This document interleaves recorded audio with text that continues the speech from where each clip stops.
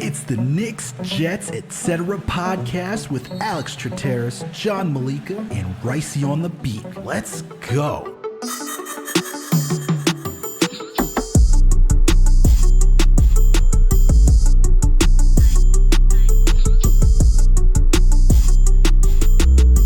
Raisi K, the Raisin Man.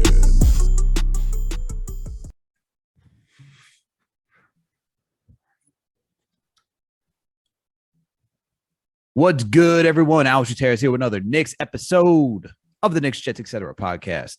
And with me, as always, my buddy, my close pal, the man with the plan, the one and only, John Meleka. Everyone, I hope you had a wonderful 4th of July weekend. We're back. We're talking Knicks. John and I are ready to break down everything revolving around the New York Knicks for their free agency, things that may impact the Knicks free agency moving forward, or trades, because we did see a Rudy Gobert trade. We got some tampering news coming today because the Dallas Mavericks are butthurt. So we're going to talk all about that. Before we get into that, you already know the drill. If you listen to this podcast and you haven't already done so, please make sure to subscribe. We're on all audio listening platforms. We're on Apple, Spotify, Google Play, Amazon, Alexa, Stitcher, you name it. We are there. If you listen to us on Apple or Spotify, please make sure to give us that 5-star rating. And if you listen to us on Apple, please make sure to leave a comment. We'll read it. If you don't know, now you do know. We're also partnered with Fansided and Minute Media, so you can find this podcast over at the Daily Knicks and the Jet Press. We're also on YouTube. Knicks, Jets, ETC, period, no one writes out, etc. That shit's wild. Subscribe, find the page, hit that notification bell. That way you know when a new episode drops. So when you watch a video, hit that like button, leave a comment, add to the conversation. We want to know your thoughts and opinions. This is going to be very interesting. I want to hear all your thoughts about this tampering stuff with Jalen Brunson, because I think it's just, I think it's just the Dallas Mavericks in their feelings right now. They missed out on a great opportunity, and the New York Knicks were able to go in and swipe Jalen Brunson away from them. But while you're also over at the YouTube page, we got another podcast partnered with Minute Media, Winning Picks Weekly. John, video producer Greg, and our guy and co-host Chip Murphy. These guys go through every sport to give you their takes on where to place your bets. If you need to put money down on the line, these guys got you covered. MLB, NBA, PGA, NHL, NFL, whatever sport. All right. You guys think I'm joking when I talk about cricket. These guys are going to start betting on cricket. I'm telling you right now. Would not be surprised. So make sure you go college football right around the corner. NFL, that's coming. I know that's Chip's wheelhouse too. Chip's wheelhouse is on college football. Oh my God, these guys are gonna have a lot of World fun. Cup. Oh man, NBA. Ooh, that's NBA. I feel like is about to start, even though bro. I'm gonna get into my whole takes about the tampering, but whoa. We got Summer League, as we know, coming up July, right? NBA's gonna have a month off. Training camp comes in September. Only 1 month off. All right. NBA is right back here. Look, the NBA wants to stay relevant. They're going to stay relevant. And then last and certainly not least, before we get into this conversation, please make sure to follow us on all social media platforms. We're on Facebook, Twitter, Instagram, TikTok, you name it. We are there. Dr. Meleka, Mr. Esquire. What's going on, bro? How you feeling today? How was your 4th of July weekend? Good, man. Good. A little Jersey Shore one day. I had a cousin's pool day. Everything was good, man. Lots of family stuff. The sports season is in the biggest lull of the entire year right now, and it's not even that down, which is amazing. I wish that baseball, specifically I can't believe the Yankees didn't play on July 4th. That's my one big issue with July 4th this year, that the Yankees didn't play. I'm annoyed that they usually play on 4th of July too, which is the nonsense. I see you wearing your shirt, so that was definitely. I'm already in revolt. Yeah, I'm already in revolt. So that was annoying. MLB should definitely have an Independence Day kind of extravaganza. But other than that, man, everything's good. I've been glued to my phone, obviously, since a couple days before the quote unquote tampering period of free agency, and I guess we're going to see how many times we're going to say tampering on this episode today, but everything's good with me. How's your 4th? Man, it was a nice weekend. I was back at NY hanging down in Westchester, aka the best Chester, celebrating my mom's and my sister's birthday. We decided so they're both of their birthdays are in June, so they decided to have it both together during this weekend where everyone could come through. So we had a nice barbecue, had catered with some nice Jamaican food. So we had the jerk chicken, we had the stewed peas and rice, we had everything, man. We had everything. We had the beef patties. Oh man, it was so good, so delicious. And then we brought down rum cake, the same rum cake from when you were at my wedding. We brought that rum cake down, so it was a whole nice extravaganza. So just chilling, man. But like you, I was just glued to my phone, upset that the Yankees didn't play on 4th of July. It's usually, you know, usually just watch them on 4th of July. Watch them usually cream whoever they're playing. But hey, I guess the MLB doesn't want to give the Yankees too many wins right now because we're just on a hot streak. So I'll forgive you for this year. I get it. But John, it was kind of quiet for the NBA for a little bit this weekend. Not a lot was going on, just a lot of pot stirring with regards to what Kevin Durant and Kyrie Irving is going to do. But look at this, man. Day one back to work week, right? Even though it's a short week. And New York Knicks are, according to Fred Katz, Fred Katz of the Athletic, it says the Knicks could be all of these. Not a definite, as some aggregators like to make it seem, depending on who you're reading. It's soft. It's a soft. We don't know that they could be, punished with tampering because of Jalen Brunson.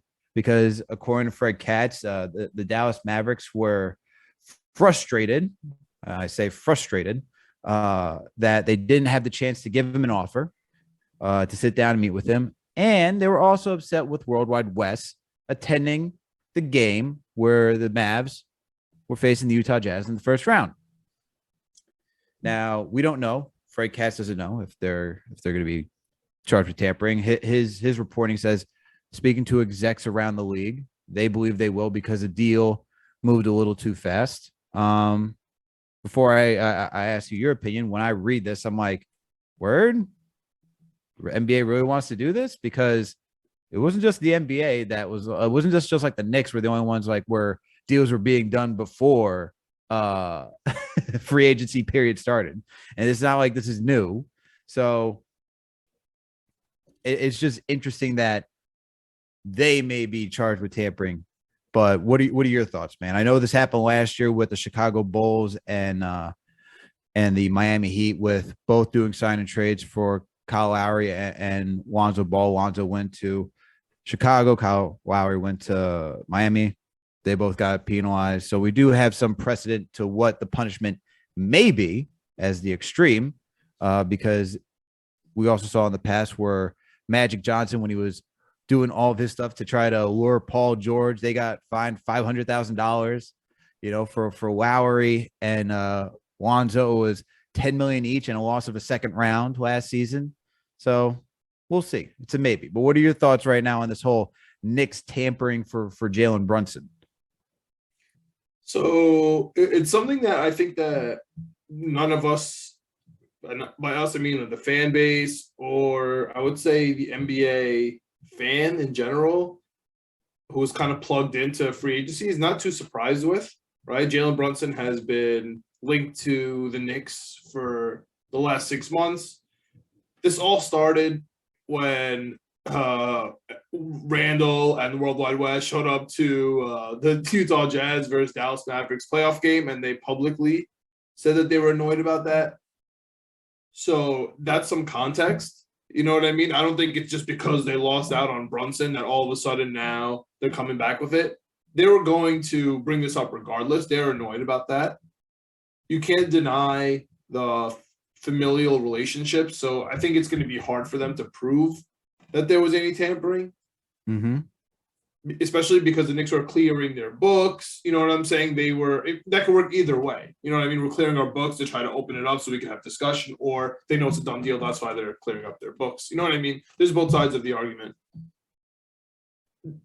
Do I think that the Knicks are going to get the worst possible punishment?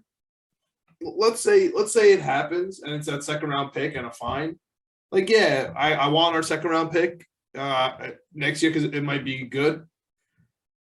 Speaking of Fred Katz, he had a really funny idea where we just trade for any random like terrible second round pick because they always take the next possible one. And he wondered if that would get under the NBA's nose, which I thought was pretty funny. I mean, it sucks that we'd have to pay, the contract plus a second round pick to sign Brunson. That's essentially what it would be. However, I do think there's some merit to Dallas saying, hey, we want some leverage now. Because as the New York organization stands, I mean, the Brunson thing is not official. Nothing's official yet. The league didn't start yet. So maybe this is how they're leveraging the sign and trade. They're putting out there that we're going to tell the league that you're tampering. You might lose a second round pick for nothing. So why don't you deal with us on a sign and trade? Now, when you get down to the numbers, I guess I'll say it out loud, but Frankie Smokes would have to come back in that deal, like based on the numbers and the Mavs roster, which would be absolutely hilarious. But regardless, time to break out your Frank Ntilikina jerseys, everyone. Get that number 11 going again. And that shout out to Knicks Film School and Macri Cohen and Andrew bringing that up. But yeah, I mean, I think that's pretty much what Dallas is doing. Dallas here, they want some leverage on a sign and trade. Whether they want the Fournier thing, we can get into what you think is going to happen and what the rotation looks like with Fournier because he's probably staying. But I think Dallas wants a sign and trade. They don't want to lose Brunson for nothing. That stinks. I mean, honestly, it's like losing Mitch Robinson for nothing. Oh, but even on a harsher scale, maybe like 1.5 times that. You know what I mean? Like imagine we're sitting here and we drafted Mitch. He finally came together. He put on his best season, and we lost him for somebody giving him more money for nothing. We would be devastated. And now that's happening to Dallas, literally exactly that same way. Mm-hmm. So, do you think that we're gonna have a signing trade here? Or do you think we'll just go with the tampering and we'll just see what happens? I mean, I think you said it too. Like, it's going to be pretty hard to show the Knicks were tampering. I mean, we have the familial ties. You have the whole Rick Brunson, Leon Rose connection. You have the Tom Thibodeau and Rick Brunson connection. Everyone's connected somehow. He's a Knicks fan. You go try. I mean, you go. How are you going to prove that? Like, hey, my dad was talking to me that I should go to New York because. Can you go find? Like, I know for last year's investigation for the Bulls and the Heat, they pulled out correspondence, right? They looked up for correspondence to see where they can find it. And it took from July or August all the way until December until we heard what the decision was, how the league was going to punish those two teams. I don't know how you figure that out with the Knicks. Right. And I don't really know how, like, you're going to ask for Brunson's phone, like Rick's phone. You're going to ask for whose phone, like who are you talking about? Like, how do you even go through that whole process of saying, oh, there it is right there. Like, you'll have to say like, hey, Brunson was Rick Brunson talking to some before that was even happening. Like, I don't know, man. Like, it's going to be so hard to figure that out. And these guys seem like they're way too smart to leave a paper trail like anything. You're talking about Leon Rose, one of the savvy veteran agents from CAA. Okay. I don't know. Like, I would have to go back and see if there's any fine from the basic research I did. I didn't see him get fined. I didn't see him or any of his players get fined for tampering. Right. So I think Worldwide West knows how to move without anything coming about. Kind of how to toe the line. Yeah. But let's say that it does, right? Let's say that it does. Let's say this is the Mavericks' way to leverage. Threatening a lawsuit, huh? Good old threatening a lawsuit. Yeah. Let's see. Let's see. Like, let's say they want to go through that. I think. Do they? Do the Mavs really want to help the Knicks again? Because honestly, like, the way I read it is as the Dallas. This seems like Dallas being upset because they would lose twice to the Knicks. All right. We always talk about that KP trade, and it didn't work out for Dallas. They lost that trade. I don't care how you want to split it at this point. They moved on from KP. We have their first round draft picks. or had, right? That we did. Like that's point blank. Now they would have to lose Jalen Brunson, their second best player on a team that went to the Western Conference Finals to the Knicks without anything.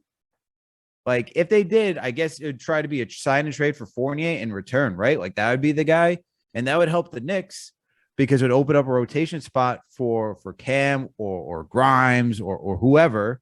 But do the Knicks want to play nice with the Dallas Mavericks? Do they? I mean, is this even like, I look at it as like, is this even a threat? Because I still look at last season, and maybe because it was a sign and trade that it wasn't a harsher punishment.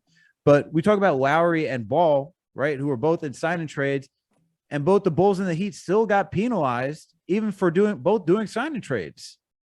So I don't know if this is Dallas like trying to leverage and trying to get in sign and trade. If so, I don't know if that's like the league saying, all right, well, you guys did a sign and trade. We won't be that harsh in your punishment. We'll just charge you the fine. We won't take the second rounder if you decide to go this way. I don't know if they don't go that direction, that they use what we saw last season as the bar for like punishment. I think a first round would be very extreme in taking that away for tampering, because unless you have like some valid evidence, like what Magic Johnson did, saying like, hey, like trying to get Paul George to come to the Lakers like on national television. I just find it very difficult. I don't know, man. I don't know. I mean, honestly, it's not even just to be nice for the Mavericks. I would like to see a sign and trade done and to move 48, just open up a roster spot. That's really like the thing that I'm looking for. But at what point do we want to just keep Fournier, man? Like, this is what I really want to get into. Like, say, okay, now the Knicks don't want to play nice with Dallas. They're annoyed with them that they brought this tampering thing up front. Now we're not going to play nice with them. We're like, listen, we're taking Brunson. Call the cops. Call the NBA. tell them that, you know, police, police, help. And just let it be.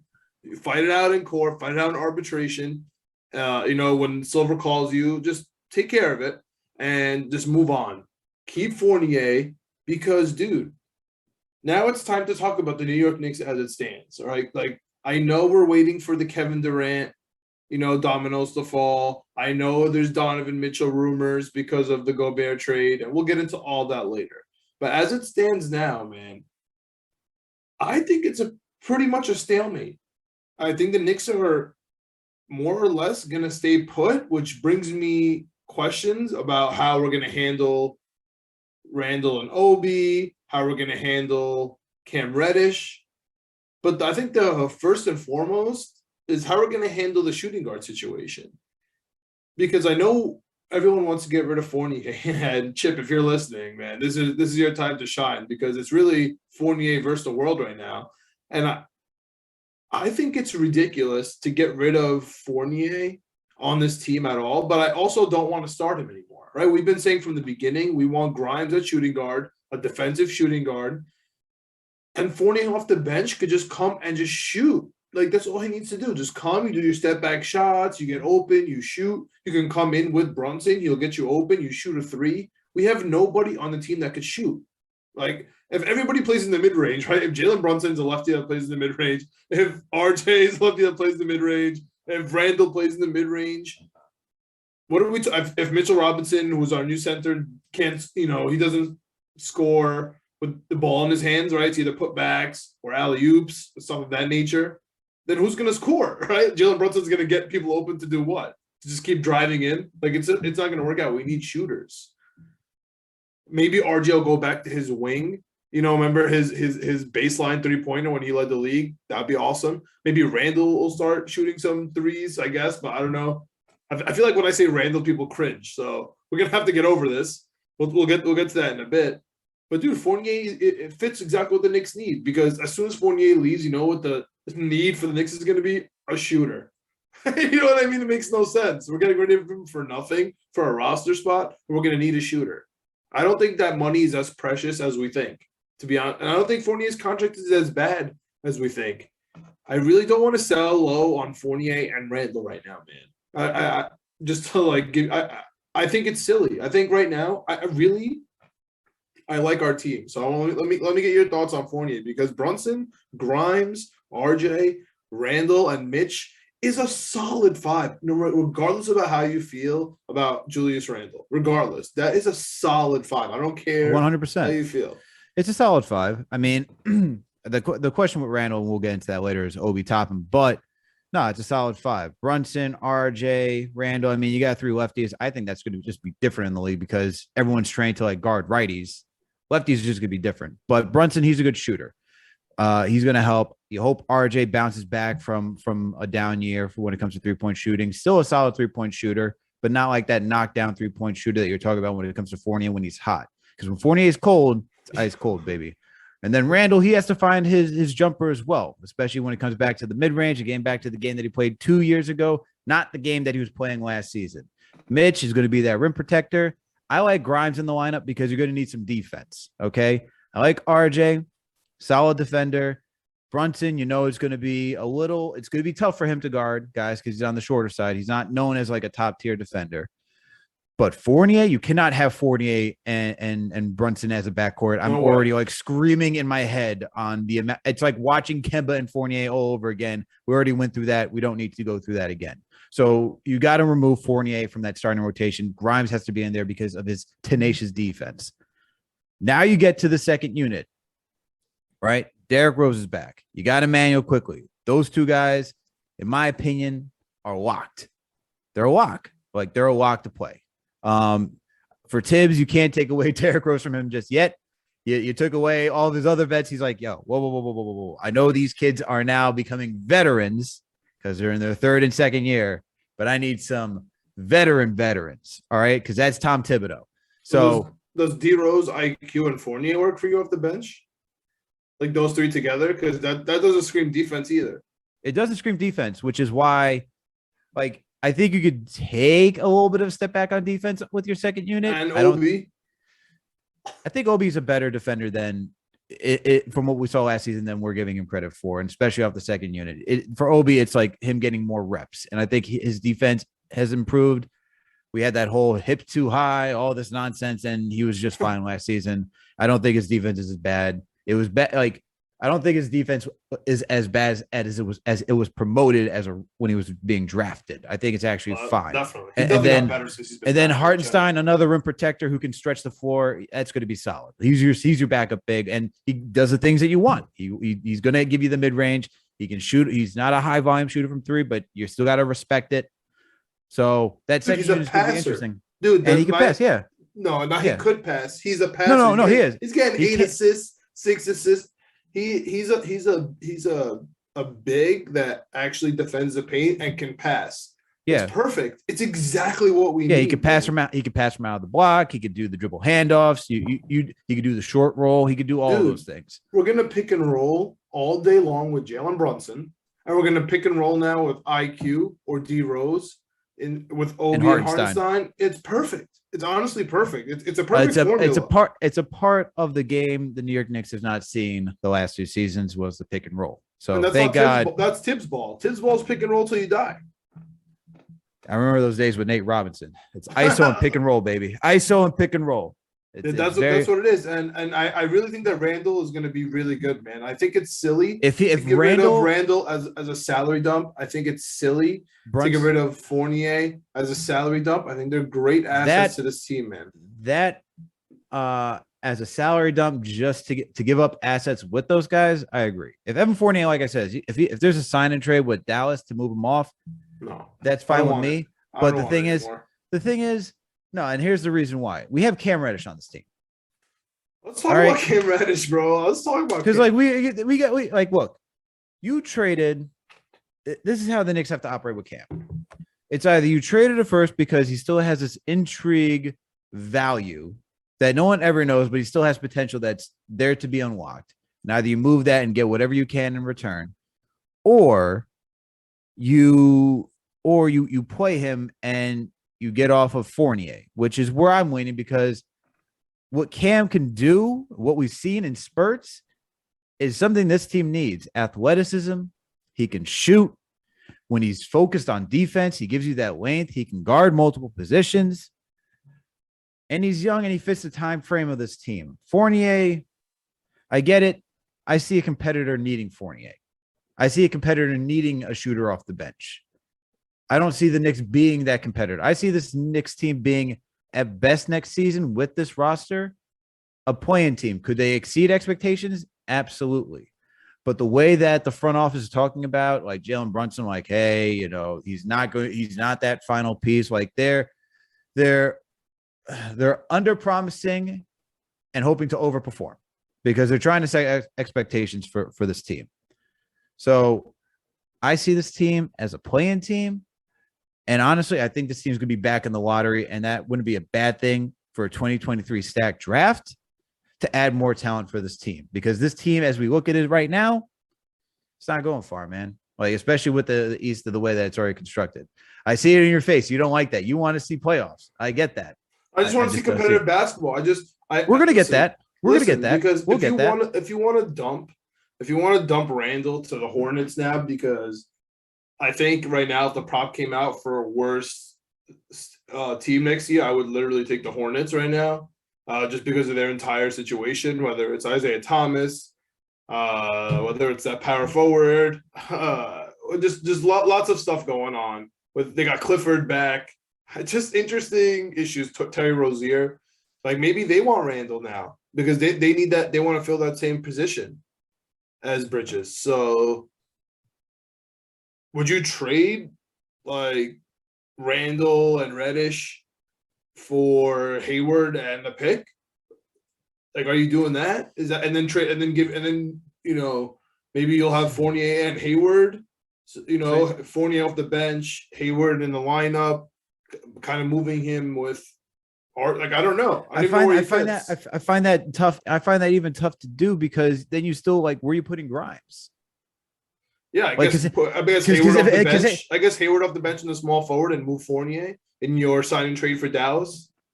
Like you move Fournier that way, you get Hayward. Like that's a dump to me, and I don't want that. I like this team, man. I think that Randle deserves to have a point guard. I think that we've seen Randle be really good. And he will get that. Like Randle's going to get that. The Knicks promised him that, and then we sucked last year, and everyone came down on him, and he had an issue with the fans, but he never had an issue with the front office, right? He never he was smacking computers. Maybe he had issues with the assistant. He never had issues with the front office, man. It's because they all knew what they promised each other. And I think it's interesting because I wonder what Randle would get on the market today if we didn't sign him with the year he had. I don't think it would have went the same. But, dude, they definitely promised him a point guard. We finally got him one. There's finally stability at the center position. There's finally stability at the point guard position because we have IQ, who's really good. He's good enough to start, at least half the season. We know that. So we have Brunson. We have IQ. We have D Rose, who should be healthy, had a whole season to rehab. We have Grimes, who we drafted and, put up ourselves, stacked by Fournier, a signing, a three-point shooter. RJ, you could even throw Reddish, but I think we're going to trade him. We have Randle, we have Obi, we have Mitch. I mean, I think it's a solid team, dude, especially in the East. And these teams aren't healthy in the East ever. Like Miami might not be healthy. Who knows what's going to go on with Toronto? Like, are they going to trade for KD? Are they going to stay the same? Are they going to completely implode regardless? What's going on with Brooklyn? Like what's going on with Chicago? They have all these contracts. Who's going to even play? Like Ball and Levine's never had. Like there's potential. The Hornets are not even a team. Who knows what's going on with Atlanta? I'm just saying. I think the East is. If I'm the Knicks right now, I'm just like, yo, I'm good. I know it feels like we did nothing because all we did was just sign Brunson. But look at the landscape. Indiana is struggling. They don't know what to do. Like just chill out. Like you're not the top four teams. You're not Boston. You're not Milwaukee. Like you're not Philly. You're not these teams. No problem. You're not. You're not. I think you compete with Miami, but we'll leave that for later, right? You're not Miami. I don't think Miami's that crazy. If you see them implode, you know what I mean. I think we can compete with these teams. I think that this is an actual basketball team. I just think we're not used to it. And that's why I don't want to trade for Mitchell. I don't like. Mitchell's going to be a free agent in 2 years. Like, let him do that. He's going to be a player option. Like, you're telling me you want a tank still. Like, no trades. If you want to tank, then don't trade, bro. Save your assets. Mhm. If we're bad, then we're bad. Even better. You know what I mean? If we're bad, then that's perfect. That means the Pistons are better than us, and we get a good pick. Like, So great. So here's the thing. Like, I agree with all that, and I think like the front, we already know the starting rotation, and I think I want to like circle in on this really quick because it comes to the second unit because there's a few ways you can go about this, right? There's a few ways you can go about this because I see like we have a solid team, and I agree. We don't need to add anyone right now. We're not. This team is not ready to compete for a championship. We should not be trading. We should not be dumping assets for Donovan Mitchell right now to go get him. As much as I would like Donovan Mitchell here, if the Knicks before I saw the Rudy Gobert trade, I'm like, yo, we want to trade 3-4 picks. That's cool. Let's go do it. Now I'm actually questioning what's the value to get Donovan Mitchell because we saw, what was it, 3-4 unprotected first round picks go for Rudy Gobert? That's insane. And then you have 2 unprotected first round picks go for DeJounte Murray. Now this is gonna have to resign in 2 years. And this is where I get my gripe with like some of the picks that we have, where it's like, all right, you want to say we got all these picks, fine. But if we're seeing Danny Ainge can get unprotected picks for Rudy Gobert, he's not going to take less to get Donovan Mitchell, right? I'm not trading with Danny Ainge. I'm honestly not sure. He wants to be patient because he has the time and he can do it. But the Knicks could be even more patient. Dude, keep him. He's gonna come in 2 years. Can we agree? Can we agree with that? If Danny Ainge look at the picks that we're about to give him, he's like, "Yo, I just got all this for Rudy Gobert. I'm not gonna take protected picks. I can get unprotected picks. Give me the Knicks unprotected first round picks. That's what he would want." And I would say no. It would take 5 first round picks from the Knicks. It would take all the protected picks we got, plus next year's unprotected Knicks and the 2025 unprotected Knicks, and possibly a swap in 2024. That's what it would take. And then some players here and there. I think you're being generous. I think you're being generous with those 3. I think he's going to want other way around. I think he would want 3 unprotected from the Knicks. That's what I said. And then 2 protect. Oh, I thought you said 3 protect. No, he's going to take all the protected picks, and he's going to take an unprotected from the Knicks in 2023, unprotected in 2025, I'm saying the 2024 swap. That's 3 plus 3. What I'm saying is that this is what I'm saying. He would want 3. He would want 2023 Knicks, 2025 Knicks, 2027 Knicks, all first round picks unprotected. Then he would take 2 or 3 of those picks. That's crazy. So we're talking 5-6 first round picks here. No way. No way I'm doing that for losing players, for honestly Donovan. Yeah, and then you got to add, and then you got to add the players too for that trade to make the contracts match. And there's just that I'm not even considering everyone who's asking for the Knicks to trade for Donovan Mitchell. Stop it right now. Just stop it right now. Stop. Do not move assets for a guy who's going to have a player option in a few years, and you can still harness these assets. All right. You can still have all these assets, kick him down the road even a little bit further if you wanted to, and then go make a trade for a third dude. And then you really got something cooking here. My theory is you have to first compete for the 6th seed in order to then compete for a championship by getting a best player. Like if you can't get to the 6th seed, like we even saw it with the Nets. Like if you're just bad and you add a bunch of players, even though they're really good, I know they didn't play together, so it's kind of like an argument like what really happened there. But it's just not going to work right away. And don't get me started on that because they all could have played together. Because they all could have played together. And then the Knicks, on the other hand, like if we trade people and try to add a superstar right now before we can even compete for the 6th seed, you know what I mean? It's silly. I really like our team, Alex. I know it's not crazy. The only thing I don't like is Cam Reddish. You brought it up. We have to figure it out. We have to figure out what to do here. He's not going to play. We know he's not going to play, Alex. Let's just stop with. I don't know about that. I don't know. I actually don't know about that. I don't. And he would have played last year, bro. We had enough. We were playing for nothing last year, especially at the end, and he still couldn't see a minute for what. You know what I'm saying? There's absolutely unless he's injured. I'll give he's injured. And here, well, he came in injured.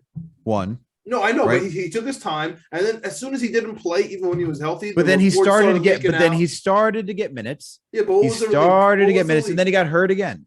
What was the leak, Alex? That Thibodeau didn't want him. Yeah, that came from the Knicks. I get that. Where's that gonna come from? Like that came from someone. Okay, but guess what? That he still was traded for. He wants to. Tibbs is also a guy who's a creature of habit that if you do not know what he wants to do defensively, you're not getting on the court. All right. Yeah. Cam didn't know that. Let's just add that in there. And when he was slowly starting to see it, he was getting more minutes. And then we saw what he could add to this team. What he could add to the value he could add to this team.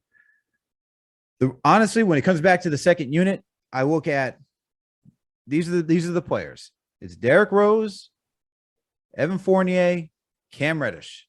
Those are the three questionable players that if you want to have a youthful rotation, one of those three has got to be moved. It's either Cam because you either say it's Cam because he just doesn't fit here and you want Grimes to get in there and you'd rather have Fournier at the 3. Okay. Either you say we don't have Derrick Rose, you want Emmanuel quickly being the backup point guard. Okay, fine. And then you still have Cam and Fournier, and Cam 2 and 3 right there respectively. Or you say you move Fournier and then you just open up for Cam, for IQ to be there so you can have Derrick Rose. That's how it's got to work. All right. It's got to be one of those three things. That's just how it has to be moving into the season. And whether that's trying to see what team needs Fournier before the deadline, okay, to say we need a shooter come off the bench.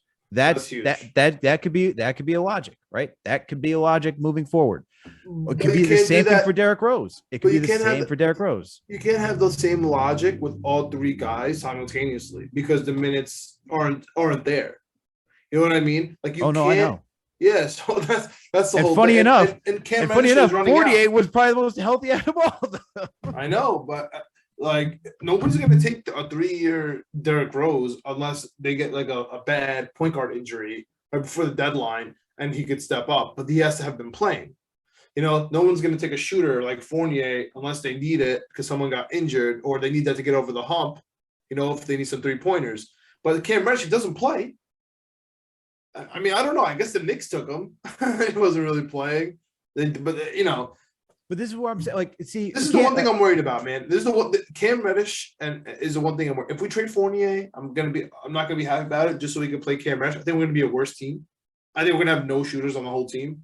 Like, obviously, IQ could shoot. I know that, but he's a playmaker. We're asking him to have the ball in his hand, right? So we're asking him to distribute a little bit. Somebody else has to shoot. There's nobody shooting. I think you're going to rely on OB3s. I'd rather see Cam, man. Give me Cam. I think that athleticism, the defense, I think all that can come together. Give me Cam over Fournier. Just give me Cam over Fournier. Give me Cam over Fournier. That, man. Okay, so you would rather have IQ, Rose, Reddish, Cam, OB. Toppin, and Isaiah.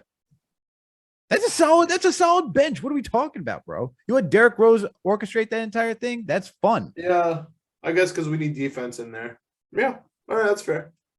Like, I'm just looking at, like, for Fournier, like, no, that's fair. I like that in there because the one thing I'm worried about was D Rose, IQ, and Fournier playing defense together. I mean, that's just woof. Well, you said it was okay like 10 minutes ago. You said it's okay. Yeah, I know. It's okay because you could say the offense will help, will wake up for the defense. They'll put up more numbers, and that's how they'll stay afloat. And then you got to hope that first unit can play some solid defense. That's what you're hoping for. I don't know, man. I'd like to see Cam. We traded for him. I'd like to see if he could just add value to this team. We need we need someone of that player construct that can be on this team to be like a wing. You know, like we see everybody else have it, whether the Hawks, whether it was the Nets, whether it's Philly. Everyone has it. We don't. Like, it's just, like Cam can guard multiple positions. I just like to see it. I get it. No, I like Cam Reddish. I think the coach doesn't. So I don't understand why I should fight it even. I know that might sound silly, but he didn't play him last year. So he just doesn't fit into the system. This is not a conversation for today.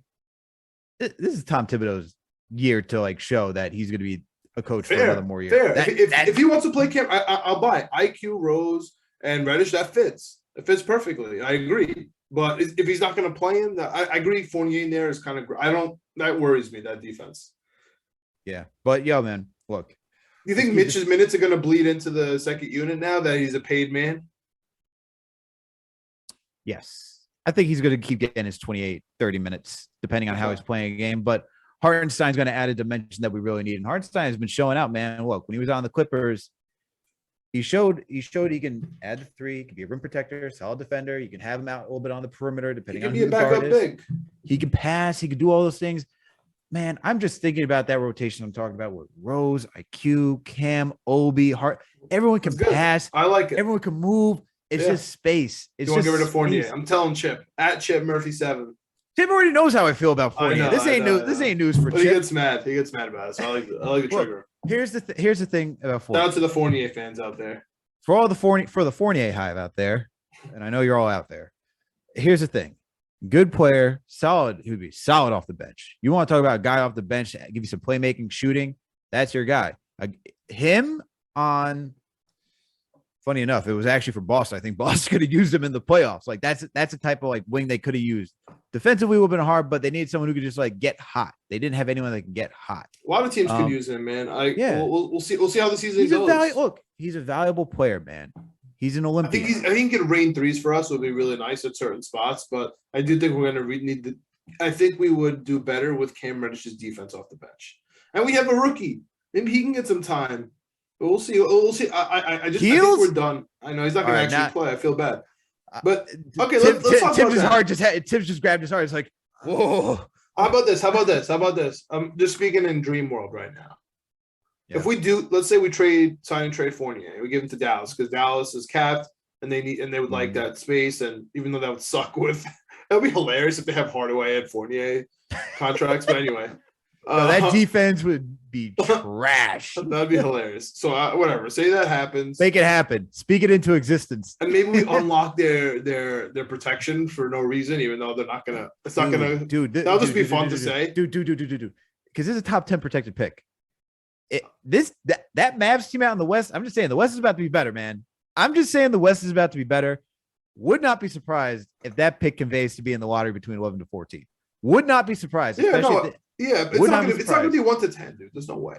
So, but that people like to hear that when. But I'm saying no. I don't think it won't be 1 to 10. But I'm just saying it could be a lot for the Knicks. If the Knicks, the possibility to have 2 lottery picks, you're cooking. That'd be sick. We get them. Yeah, I mean, that'd be awesome. And honestly, dude, if we do that and we get rid of Fournier, I know it was like a TMZ type of encounter, so I'll take it with a grain of salt.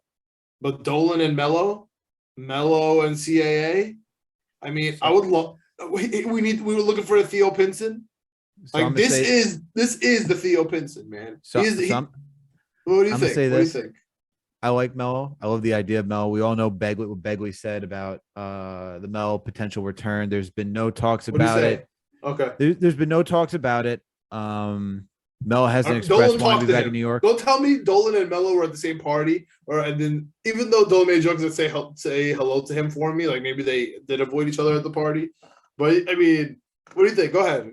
Okay, so I know Begley reported that, or not report. Begley said on the putback that he wouldn't be surprised if Melo came back to New York. He hasn't expressed doing it this season. Would expect that Melo would want to come back and retire in Knick of all franchises. So that all is out there. I will also say this. Shout out to my sister who's at one of the gyms in Westchester. Melo was hooping over there. He was hooping in Westchester, not New York City. Westchester of all places. Take it easy. I'm not saying he's coming back. Not saying now he's back. Now, of course, like we saw a lot of NBA players in the Hamptons partying up. So I'm just saying, for dude, Ruben's party, but I would love them on the. I would love a Melo. This is the way I would accept it, though. This is the way I would accept it. Because the Knicks have to make a decision about Obi or Randle. All right. Why? Okay. Do you want to get to this tangent now? Why? Why can't we just reduce Randle's minutes? And dude, I don't do that too. I'm telling you, I'm sorry to the Obi fans. I'm sorry, Blood the Pants. I'm sorry. I love Obi Toppin. I've been screaming about Obi Toppin since day one. But you want him to start and get like 35 minutes? Like, what's gonna happen when we play power forwards? Like, did you guys forget? Just because we signed Mitchell Robinson, like we're gonna put Obi and Mitch in the starting, we're gonna get annihilated. We're going to get annihilated on the boards. We're going to get annihilated in the paint for what? Like, Randle is good, man. Just leave him there. Everyone's just upset because he had a bad year.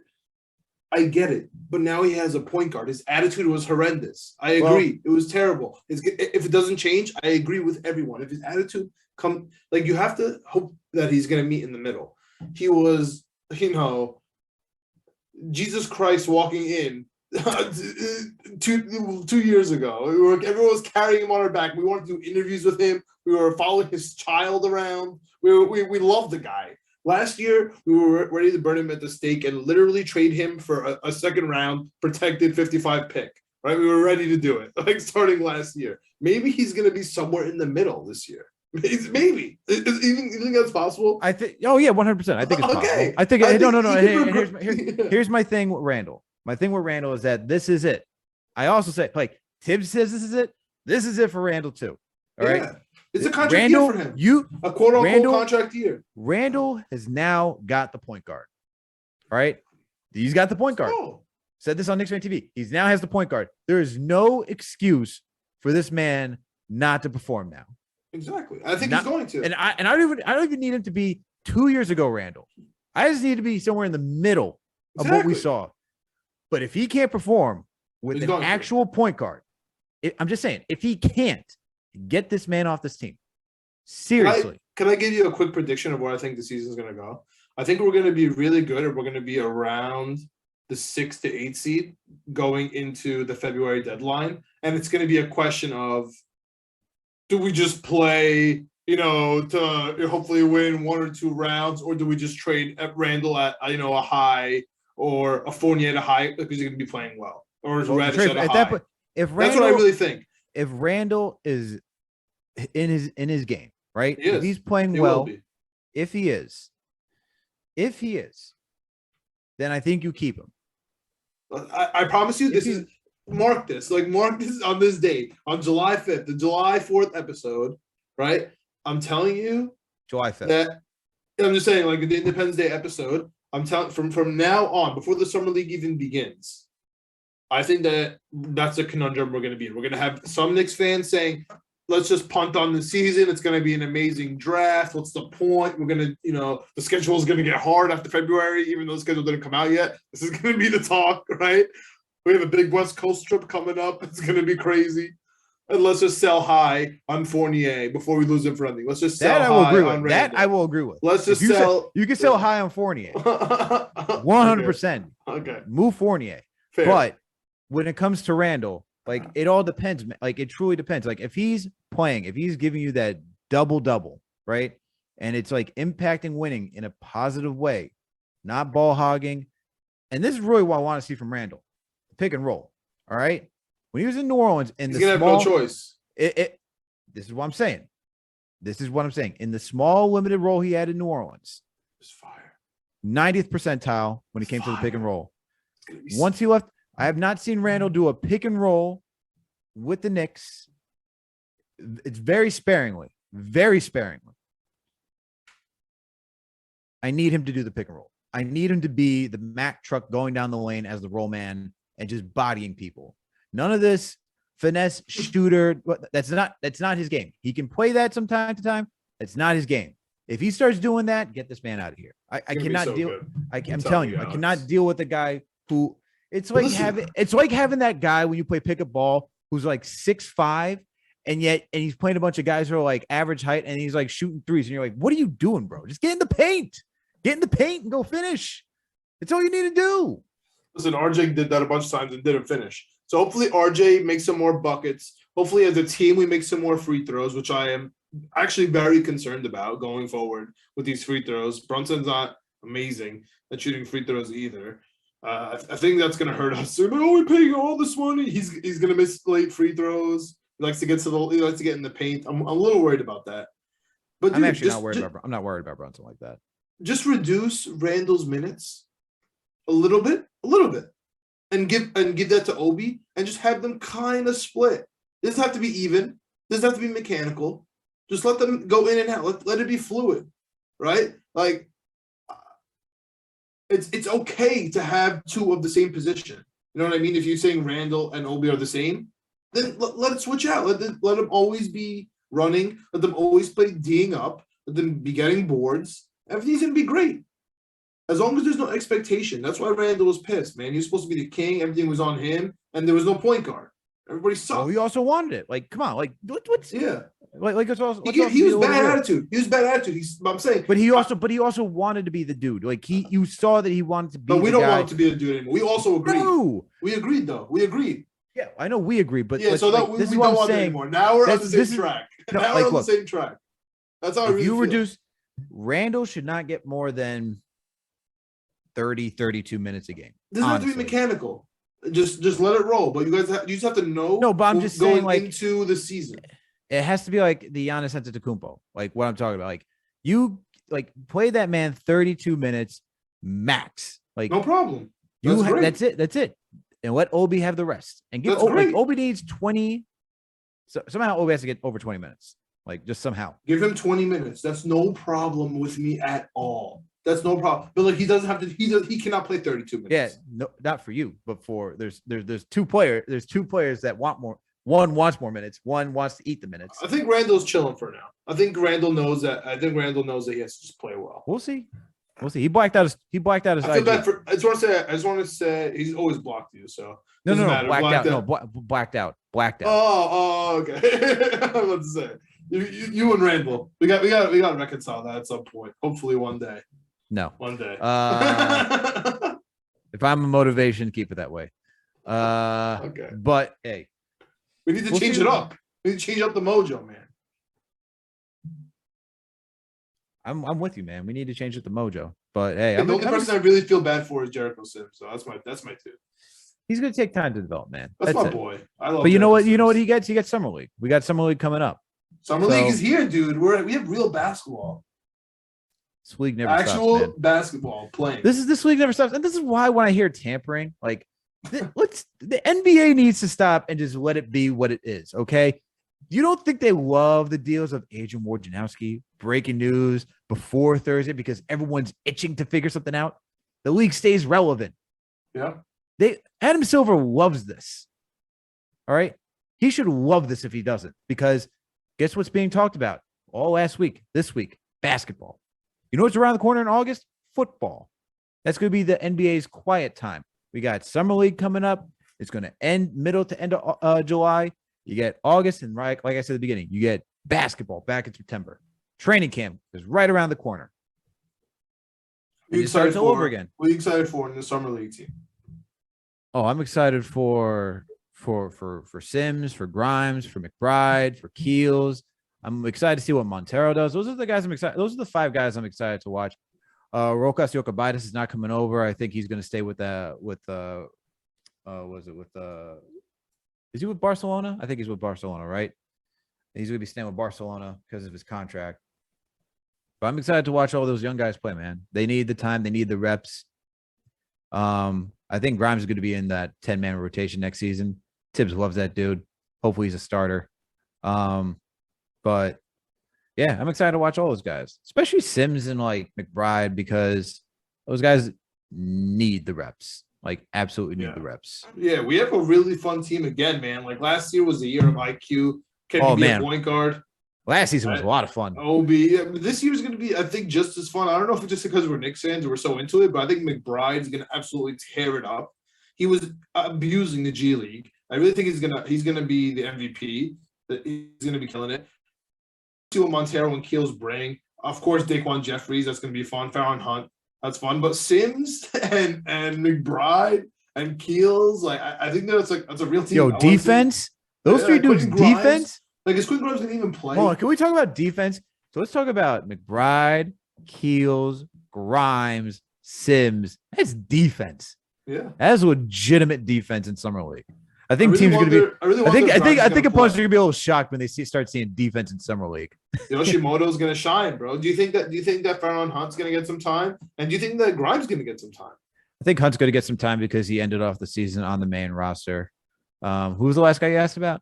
Quentin Grimes. Ever heard of him? Yeah, he's gonna get a lot of minutes, bro. You think so? You think? Listen, man. I know it's a. He needs reps too, but he had an injury. But he needs reps, and that's the thing. You're gonna need reps. I think they're gonna maintain it. They're not gonna go too crazy. Like, all right, man, you're playing 40 minutes. They're gonna watch. They're gonna make sure that he feels good, but he's gonna want the reps. He's gonna need the reps. I really think he's in this 10-man rotation. This kid's gonna be in this 10-man rotation, so he's gonna need all the reps possible. Well, he's gonna start. He has to start. He's going to. I will cry if I see Fournier in a Brunson backcourt. I agree. Legitimate. I think Tibbs would too. Like, so I'm not worried. Hope so. Hope so. I'm not worried. But I think that's it, man. I think we covered everything under the sun. I do want to say one thing about Mitchell Robinson. Yeah. I was kind of annoyed at first that we kind of, as annoyed as I can be about losing $1 million a year for 4 years, right? Because he wanted the max extension for 56, and we ended up giving him 60 over 4. However, when you look into the cap, we're going to be able to sign Mitchell Robinson over the cap. He's going to be our last signing. So in the end, the Knicks were able to actually open up cap space by waiting on Robinson and re-signing him, because the way the CBA lets you re-sign your own players above the cap. So he kind of got what he wanted and more, and also he helped the Knicks at the same time. So as annoyed as I was about how from one perspective, it looks like the Knicks lost a negotiation where they could have maxed him out at 57. He had the best year ever. Now we lost out on a couple $1 million. It actually worked out, just logistically for the Knicks. So savvy by the front office. And now you know how I felt when I just saw Kemba and Durant going just for one first rounder. To see the Detroit take Burks and Noel as well, that's why I like. But hey, man. Dude, that same pick was good enough to go get Grant. Like everybody says the Pistons had the best offseason ever, blah, blah, blah.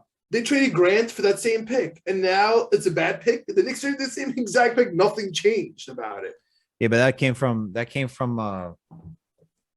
got moved around, but that was, yeah. I know, but that's what they got for Grant. So I don't know. The thing was, like, you're thinking about, you got Detroit. It's not the fact of the pick. It's the fact of the moves that you made to go help Detroit, right? Because in the end, Detroit's gonna suck. They are. Like, no one's saying that Detroit's gonna be some great contender, but the fact that Detroit has their guys, like, they actually have a legitimate young core to build with, who I believe will be good in the future. Yeah. Like they in the future, they're gonna be good. All right. Sure. They're gonna be talented. They're gonna have the length. They're gonna have everything. All right. And you helped them get that. I was just a little disappointed that in helping them get both the guys that day. Yeah, they're boys. All you had to do. We're boys with the front office. I agree. Yeah. I mean, Scott Perry, and we heard with Scott Perry and Troy are close. That's why that deal got done. Relationships get done in this industry, man. Maybe Isaiah Stewart finds his way to the Knicks one day. Hartenstein's not enough. This man needs. Hartenstein's enough for now. I'm just saying. Isaiah Stewart's a whole different player. When Stewart gets a jumper a little bit, then he'll never have a jumper, bro. He'll never have a jumper. Well, that's disappointing. So anyway, does Mitch have a jumper? I know. Mitch is 7 all feet he does tall. is shoot threes in the pre. Oh, dude, go to the pregame. Mitch Robinson just shoots threes all day. I know. We were there. Yeah. Well, every single game. Every single game he does that. Every single game. It's crazy. Oh, we were there. But I think we covered it, man. There was a lot that happened with the Knicks and the league. I got one question for you before we get out of here. 60 wins. No, I'm just kidding. Wow. I'm joking. I'm joking. Woo! Someone drug test this man. I'm joking. 70 wins.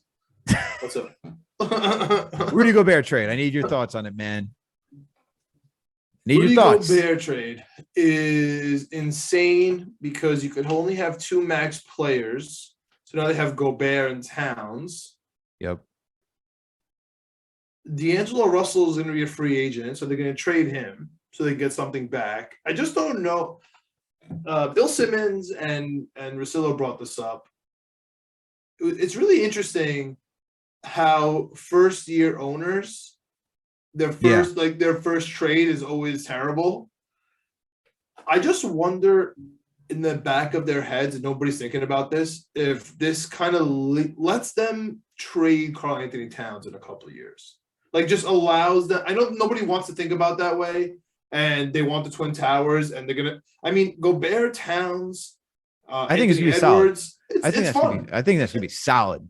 Not in the playoffs. So what happens when they lose 3 years in a row, Jazz style, or Minnesota style? You know what I'm saying? However you want to put it. I think now it's gonna be a time where they can move Towns for a load, kind of like what they got for Gobert.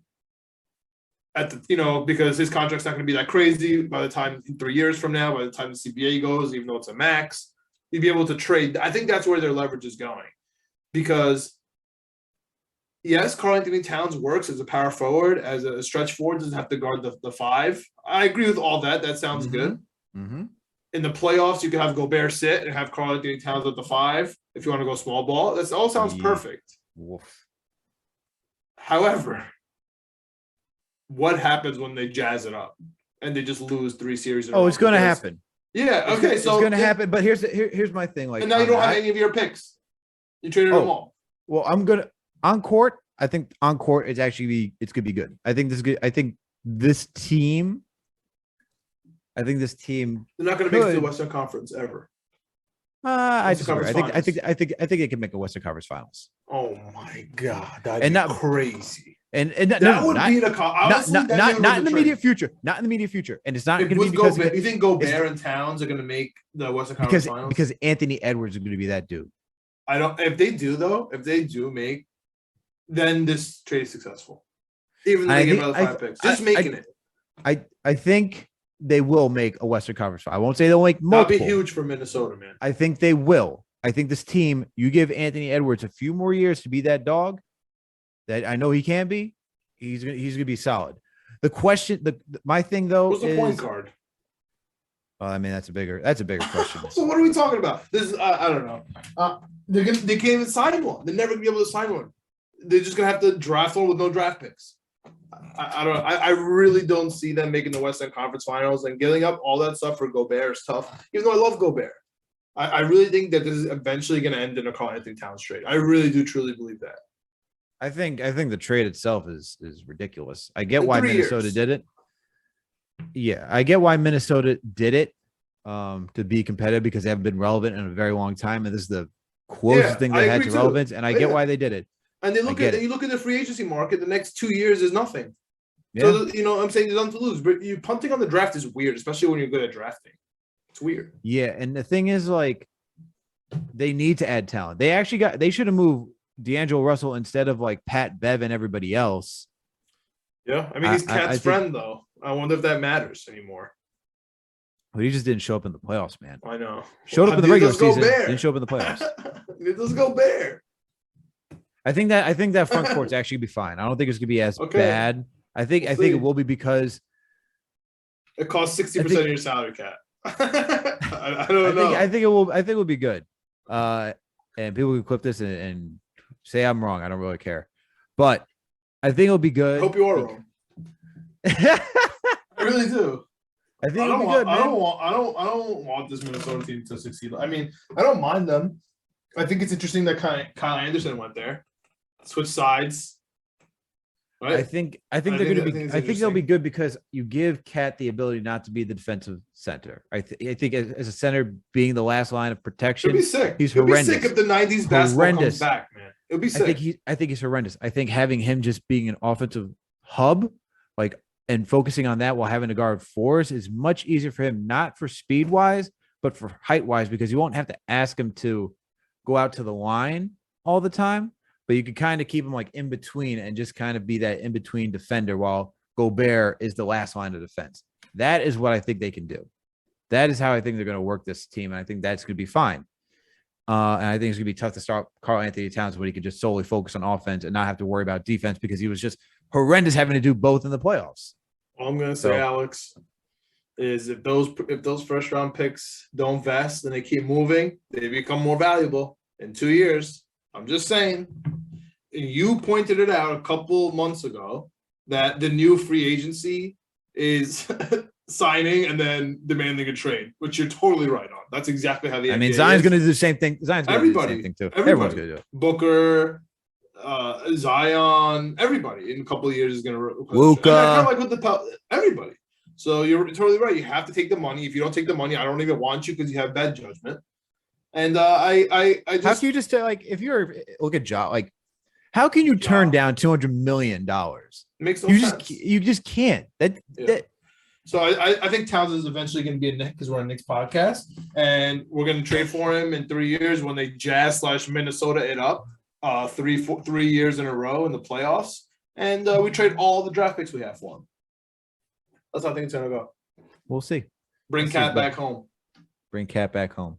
To the New Jersey, New York area because of Brooklyn stake. Even though, shout out to Josiah. I really like him. I'm saying I'm pulling that out. I like Josiah. I like him.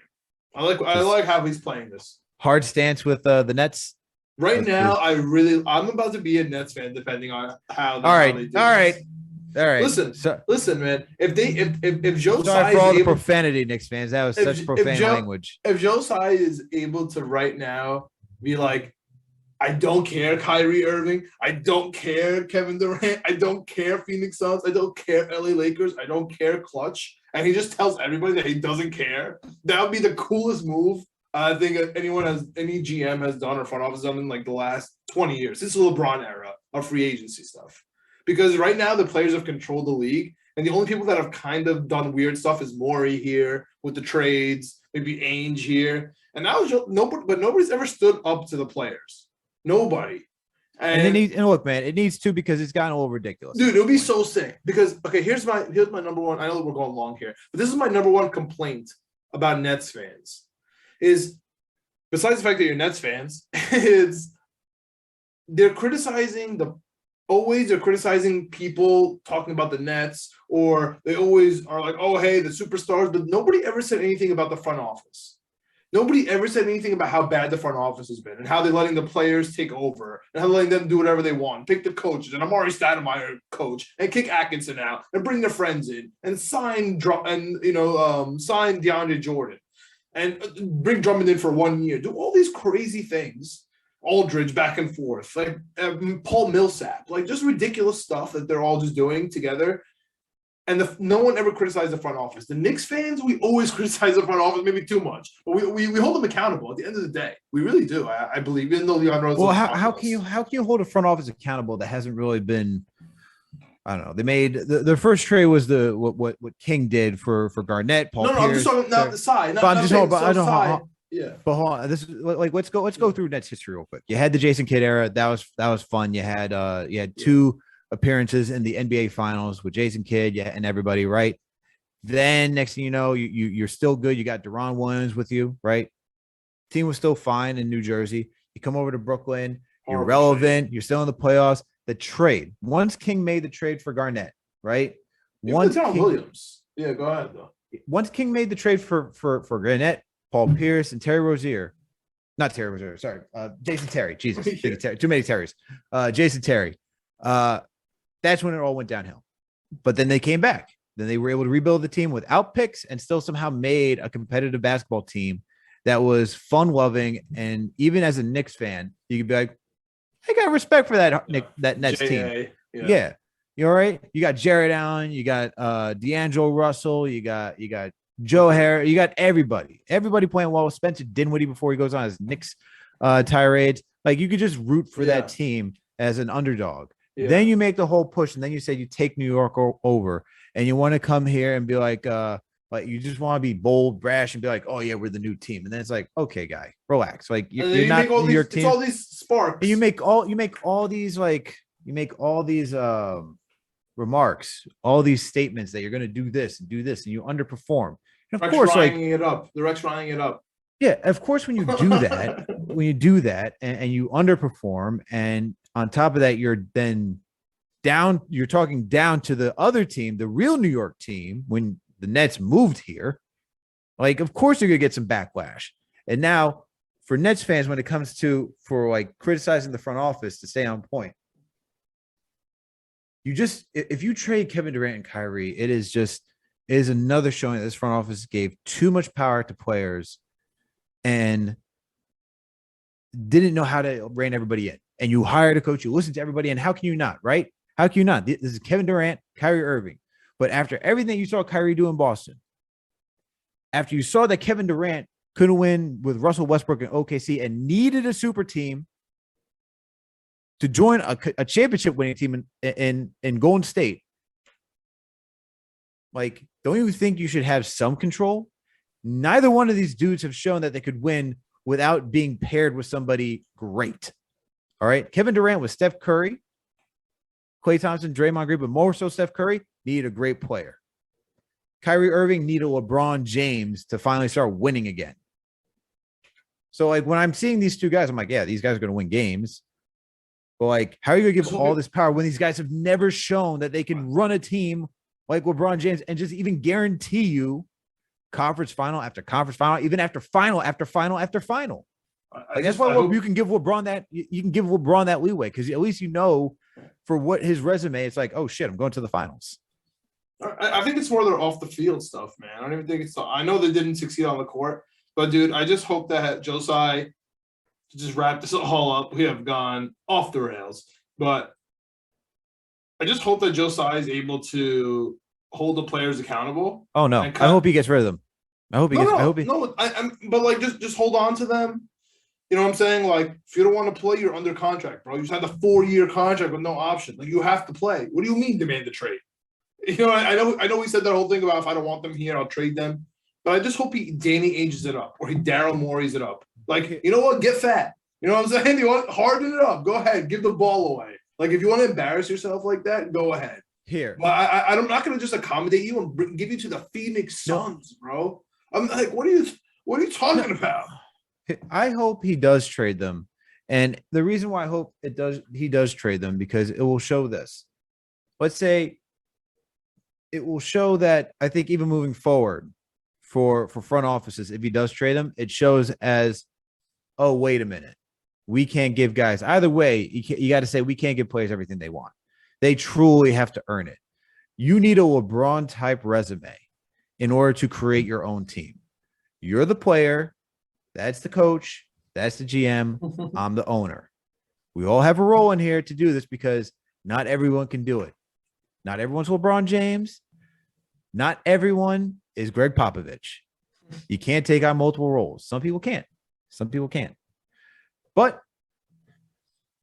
hey, I really hope he does move, man. I just want to see chaos. I want to see the Nets just down in flames. I want to see all of that. Of course. And I think even after this, regardless of if they get traded or not, owners around the league, front offices around the league will say, we can't do this. This is just ridiculous. The CBA is going to change again. The same way that the Gobert trade changes the landscape of the NBA and the Murray trade changes the landscape of the NBA, how the Nets deal with Kevin Durant and Kyrie Irving also changes the landscape of the NBA. That's what I'm saying.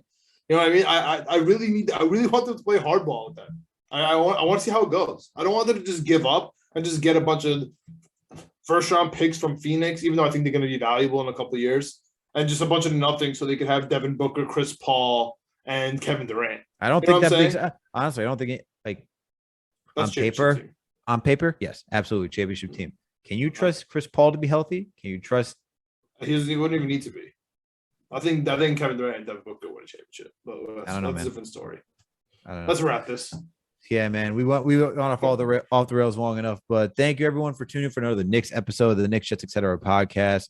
Thank you to all our listeners for supporting us. We really do appreciate you, and hopefully you appreciate us by doing these things. Well, if you listen to this podcast on any audio listening platform, Apple, Spotify, Google Play, Amazon, Alexa, Stitcher, you name it, we are there. Please make sure to subscribe. And if you listen to us on Apple or Spotify, please make sure to give us that 5-star rating. And if you listen to us on Apple, please make sure to leave a comment. We're part of 1 Minute Media and Fansided. So you know what that means. You can find this podcast on the Daily Knicks and the Jet Press. We're also on YouTube, Knicks, Jets, etc. Subscribe. Hit the notification bell. That way you know when a new episode drops. When you watch a video, hit the like button, leave a comment, add to the conversation.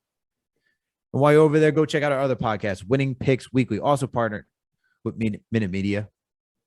John, video producer Greg, our guy and co-host Chip Murphy. These guys go through every sport and give you their takes on where to place your bets. And then last and certainly not least, please make sure to follow us on all social media platforms. We're on Facebook, Twitter, Instagram, TikTok. Thank you guys. We appreciate you all. Tune into the next episode, Jets episode, coming up this week. But thank you all for tuning for another Knicks episode. We out. Let's go Knicks, baby. Let's go Knicks.